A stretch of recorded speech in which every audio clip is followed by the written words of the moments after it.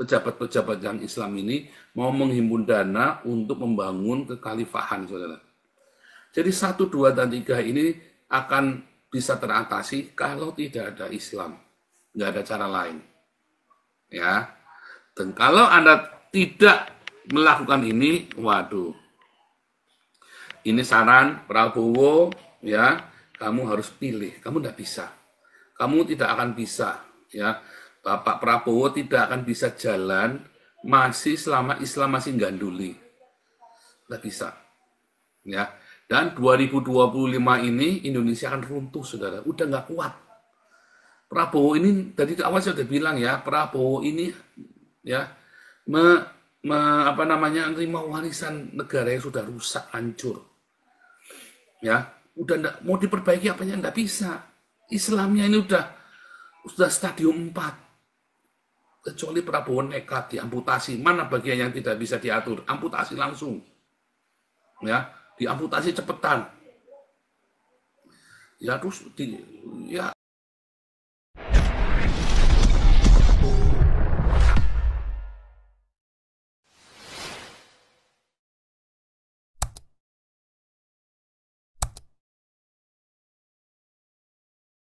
setiap hari polisi itu, ini ada video ya, saya lagi nyari videonya, ada polisi, pokoknya setiap kali melihat orang pakai atribut Palestina, langsung diambil, mau kamu orang bule, mau kamu orang Arab, langsung diambil, dicekok, suruh copot, saudara. Begitu kamu pakai atribut Palestina. Ya. Jadi Eropa ini sudah ada kesadaran, itu bahaya, Islamis ini yang tadi ya. Judulnya kan, German Police Continue Arresting and Educating Islamists. Dan mereka nggak mau diedukasi ya, mereka berontak. Jadi apa? Ya yang benar kayak Cina. Waktu dia satu kota itu ya, di orang-orang Cina Islam itu ya, langsung di satu kota itu langsung dipager ya, disuruh edukasi lagi, belajar nasionalisme Cina, ya kan? Dipaksa ya, yang Islam Cina itu ya, dulu ya, suku Uighur itu ya, betul Uighur, dipaksa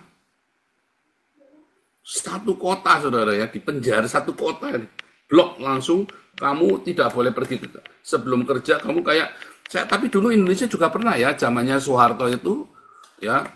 Zamannya Soeharto itu saya masih ingat sekali ya, setiap Anda yang waktu itu zamannya Soeharto sudah di atas 18 tahun, 17 tahun, Anda pasti dipaksa ikut penataran P4 selama 10 hari.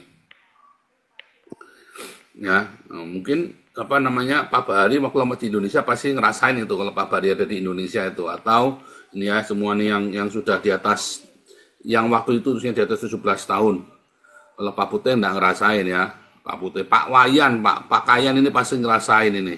Pak Bahari, Pak Kayan, siapa lagi nih yang dulu, Pak Teddy ini pasti njamanin juga nih Pak Teddy nih.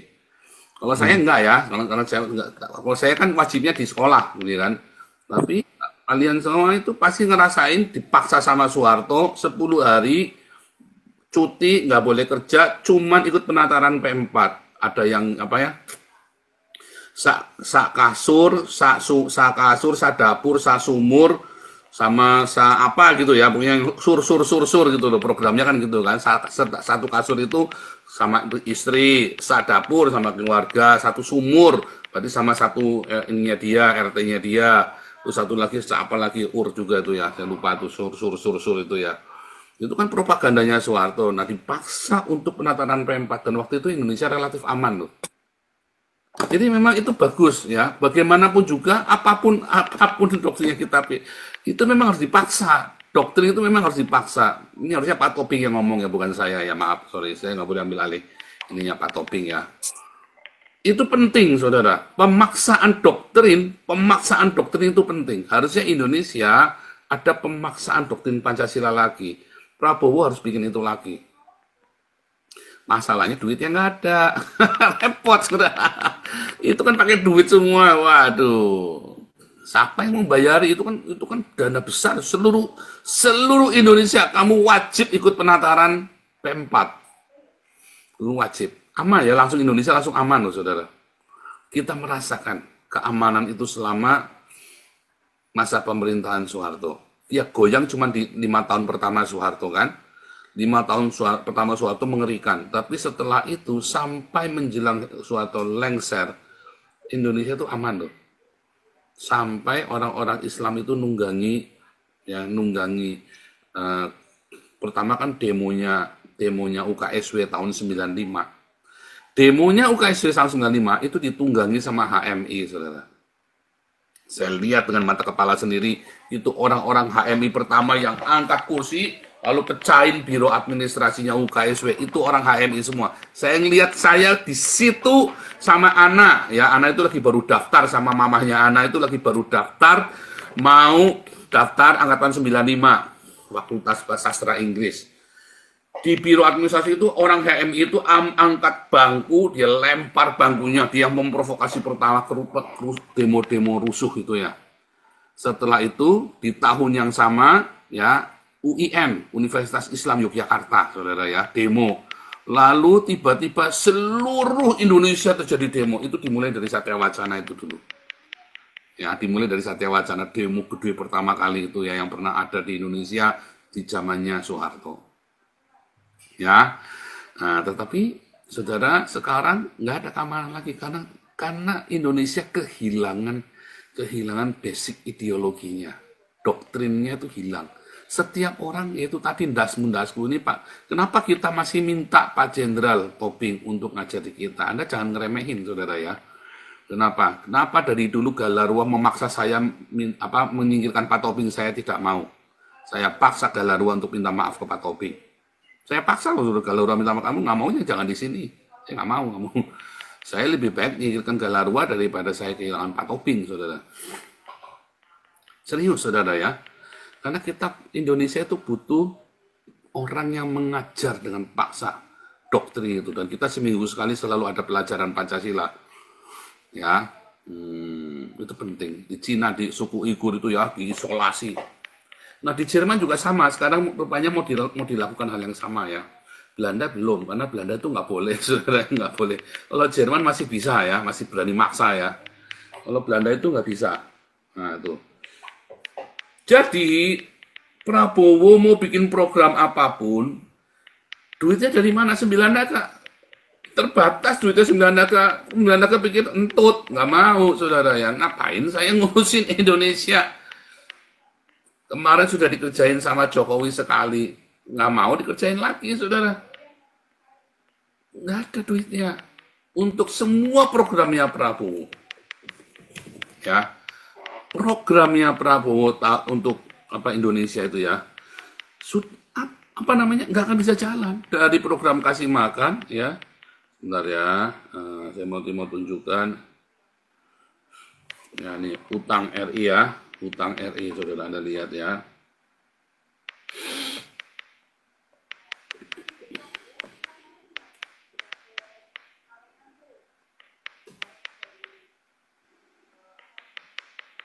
Utang RI 8.400 triliun ya. CNBC lagi ya. Ini yang September dulu pernah kita tampilkan ya. Utang RI itu 8.400 triliun ya tahun ini.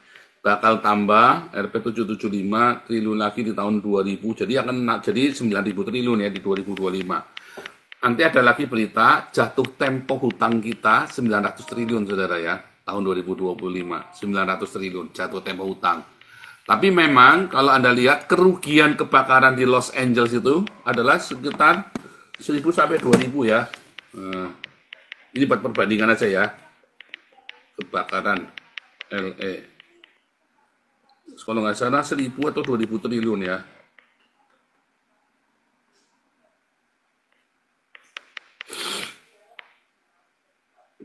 Kerugian kebakaran 4.000, Rp 4.000 triliun ya. Dan ada yang ininya ya.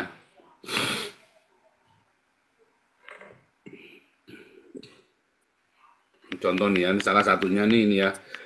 Kerugian kebakaran California diprediksi 1.000 triliun. Ada yang bilang 2.000 triliun ya. Ya. Nah, saudara, ini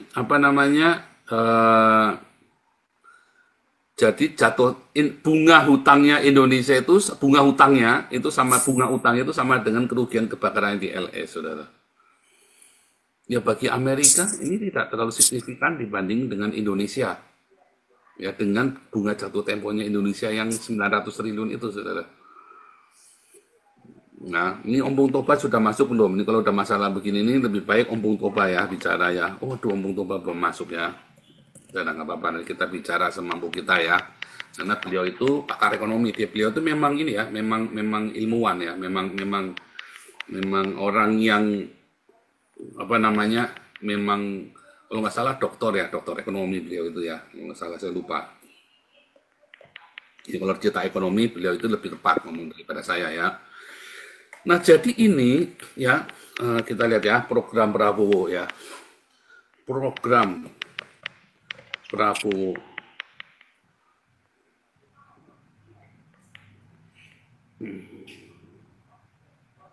Nah ya, benar ya, program kerja.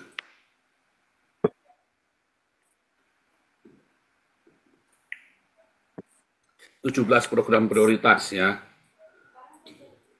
Swasembada pangan, energi dan air. Apakah Indonesia bisa swasembada beras, saudara? Ya, kalau Indonesia sebetulnya Indonesia bisa swasembada beras asal Prabowo bisa habiskan semua itu yang korupsi-korupsi. Tapi kemarin Menteri Pertanian bercatin beberapa orang ya, saudara ya. Seharusnya bisa, karena ini tidak tergantung orang lain, tergantung kita sendiri ya. Swasembada pangan, swasembada beras ini tergantung kita, ya. Penyempurnaan sistem penerimaan negara, ya ini agak sulit, ya. Kalau Prabowo melakukan ini, semua koruptor-koruptor itu akan dihabisin semua, saudara ya. Ya ini menurut saya nomor 2 ini, kecuali Prabowo itu ya sekalian kalau sudah mau kejemas sekalian ya bikin kedutaan Israel sekalian ya. Kalau enggak ini saudara, penyembuhan ini pasti akan banyak yang hilang loh, banyak orang hilang. Reformasi politik, hukum dan birokrasi. Semua ini dari dulu sudah ya saudara. Dari nomor 2, nomor 3 ini retorika semua nih. Pencegahan pemberantasan korupsi 4, pemberantasan kemiskinan, dan pencegah pemberantasan narkoba. Enggak bisa saudara, susah. Pemberantasan narkoba itu Indonesia itu salah, ya sudah salah, ya karena ketika dunia membuka untuk ganja atau segala macam, Indonesia malah kucing-kucingan, ini tidak bisa, susah, malah bahaya. Jaminan kesehatan bagi ini udah nombok ya, pemerintah udah nombok. Penguatan pendidikan nggak bisa saudara, penguatan pertahanan keamanan, duitnya dari mana? Penguatan kesetaraan gender, pelindungan hak perempuan, anak nggak bisa, saudara. Ini semua di nomor 10 ini halangannya adalah Islam. Halangan nomor 10 ini adalah Islam ya. Menjamin pelestarian lingkungan hidup nggak bisa, karena Indonesia ini adalah negara ketiga di mana sampah itu dibuang ke Indonesia.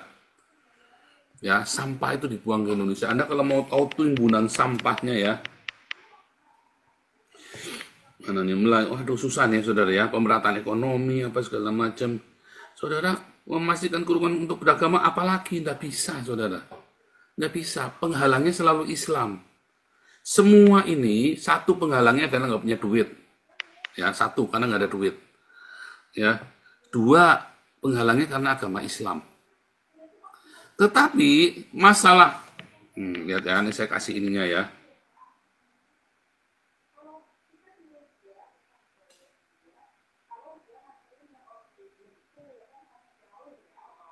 Ya, saya kasih ininya ya.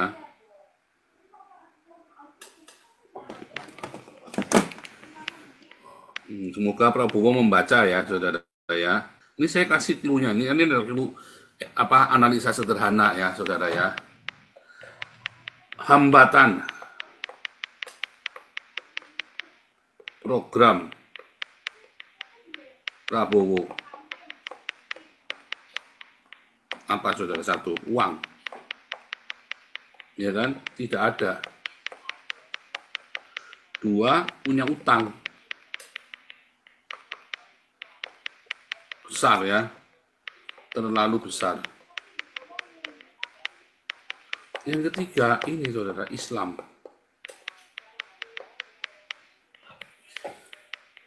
Ya, sebentar ya, saya ulangi ya. Ini sebentar ya. Tadi ada satu lagi ketinggalan. Sebentar ya, satu lagi ketinggalan. Sebentar ya, ulangi ya. Satu, uang tidak ada. Dua, hutang terlalu besar.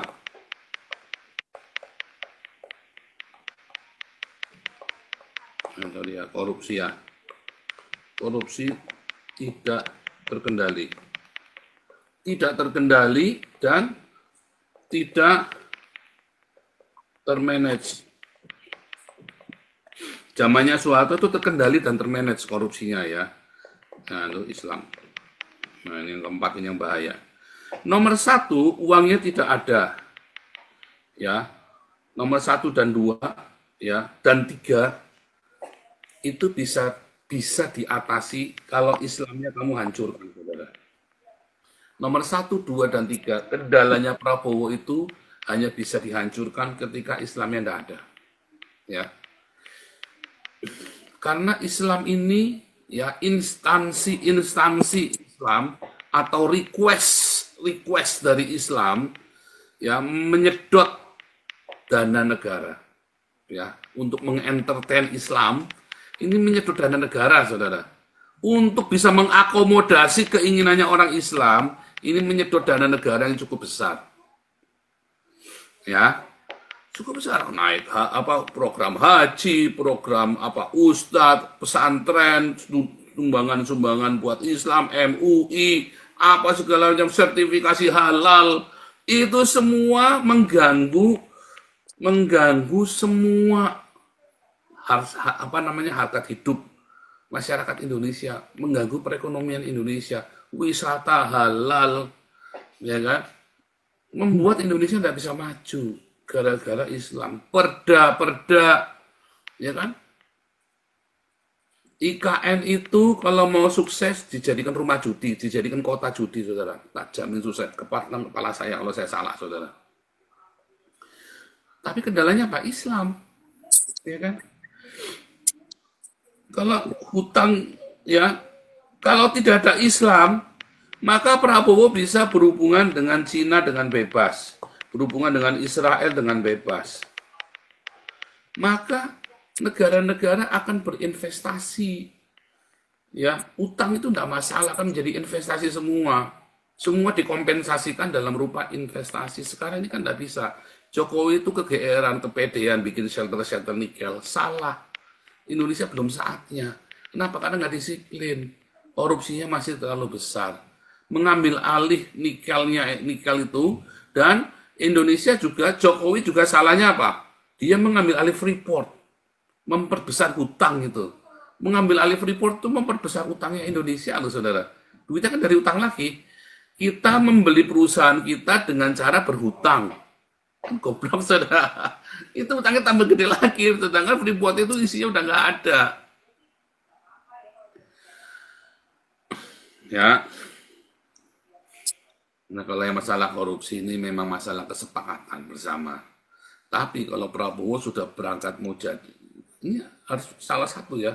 Kalau mau hajar, ya hajar sekalian, kejam sekalian. Nomor satu hanya bisa dengan memanggil investor.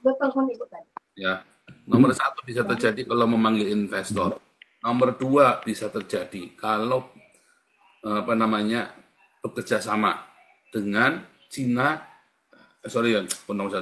Nomor satu bisa terjadi ya bila menjalin kerjasama dengan Cina dengan Israel. Artinya Islamnya harus disingkirkan. Ya. Nomor dua juga sama dengan bekerja sama dengan Cina dengan Israel dengan menyingkirkan Islam. Karena Islam itu menjadi duri dalam daging di Indonesia. Kamu tidak akan bisa memanggil investor karena ada Islam. Orang takut, saudara, sama Islam. Datang bukan takut gemetaran, bukan. Males. Wah, orang Islam. Seperti Anda kalau lagi pesta, tiba-tiba ngeliat ada orang yang kamu tidak sukai, bukan kamu takut sama dia. Males ketemu. Daripada ribut, kan kamu kayak orang goblok. Kitanya males gara-gara kitanya nggak mau kayak orang goblok ribut. Ya kan? Kalau masalah korupsi, itu masalah ketegasan. Kalau duitnya ada, kalau tenaganya ada, kalau sudah niat nyali ada, korupsi mah habisin aja, selesai. Ya, saudara ya. Jadi nomor 1, 2, 3 itu kendalanya adalah Islam yang tidak bisa. Karena apa? Karena Islam membutuhkan korupsi. Untuk apa? Untuk menghimpun dana membangun khalifah, kekhalifahan Islam. Ya, kekhalifahan Islam.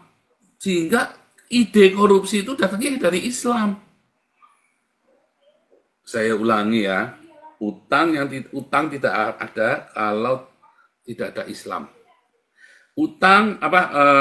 Uang itu akan ada, sorry ya, uang itu akan ada kalau tidak kesedot sama proyek-proyeknya Islam. Hutang tidak akan menjadi besar kalau ada investor-investor yang masuk dari Cina, dari Israel, dari luar negeri yang tidak anti sama Islam, saudara. Karena Islam ini membuat mereka males, ya, ribut sama orang goblok, ya bolak-balik sama agama.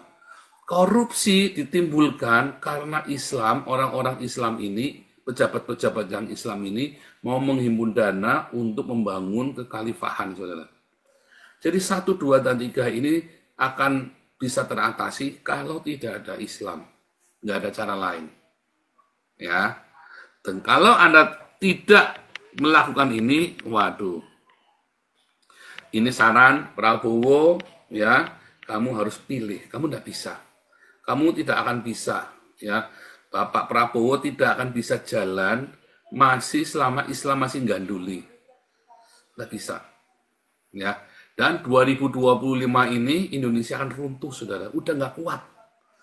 Prabowo ini, tadi awal saya sudah bilang ya, Prabowo ini, ya, menerima warisan negara yang sudah rusak, hancur.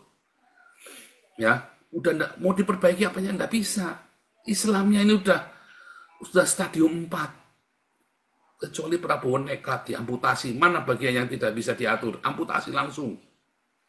Ya, diamputasi cepetan. Ya harus berani Prabowo. Kalau enggak bisa. Karena Islam ini adalah kansernya Indonesia. Ya, Indonesia lahir dengan sebuah kanser di dalam tubuhnya, yaitu Islam. Terbukti di semua negara Islam itu hancur, saudara. Negara komunis sukses, saudara ya. Rusia, Cina, sukses. Negara Islam hancur semuanya dan mereka mulai menyingkirkan Islam, saudara. Kalau nggak mereka nggak bisa survive, ya. Ngeri ya. Oke, tadi Pak Teddy mau bicara, silakan Pak Teddy kalau mau bicara boleh ya.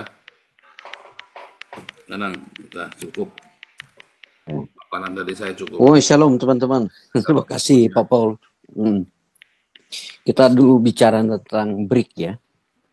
Sebenarnya kita mesti tahu itu pendirinya siapa, visi dan misi, maksud tujuan dari BRIC apa, kemudian diinisiasi oleh siapa gitu kan. Itu supaya jelas ada keterpahaman edukasi bagi kita. Itu mungkin didirikan tahun 2001 itu. Itu yang membangun itu adalah apa? Ya, ekonom yang dari Inggris itu kalau tidak salah ya, kalau tidak salah.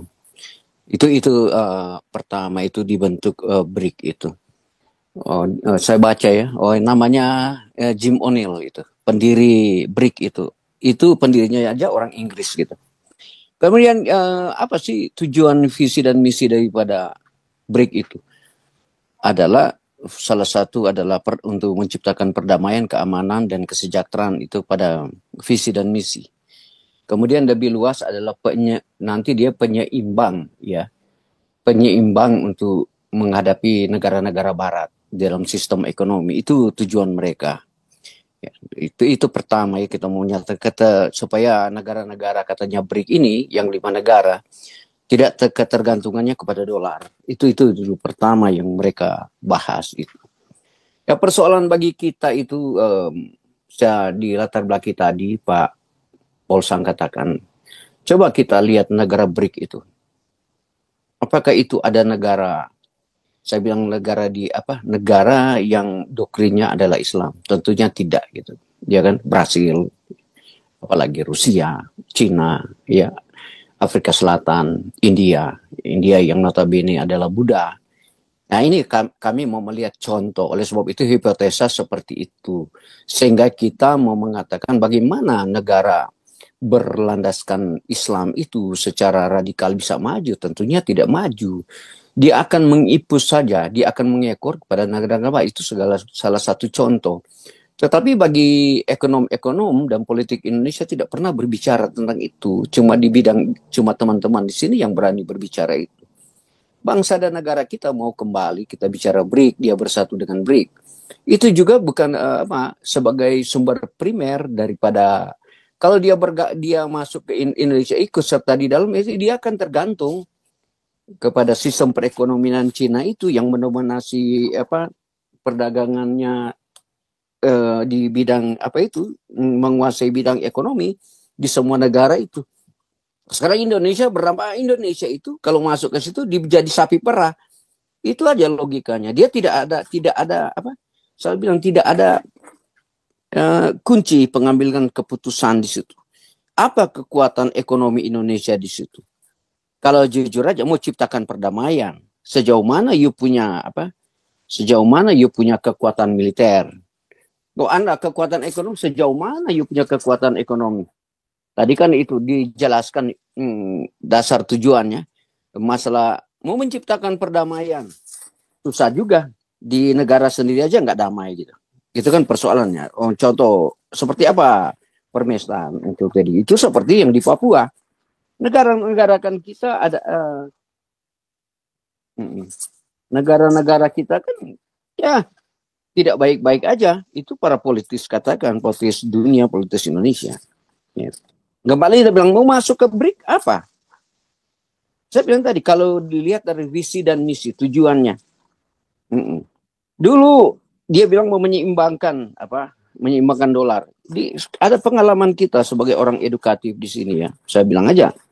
Kemarin itu pakar politik Indonesia dan pakar ekonomi was-was tentang penyatuan mata uang Eropa yang akan berimbas kepada dolar Amerika. Kok udah semua 20 tahun lalu penyatuan Eropa nggak ada dampak kepada dolar Amerika, kekuatan ekonomi Amerika.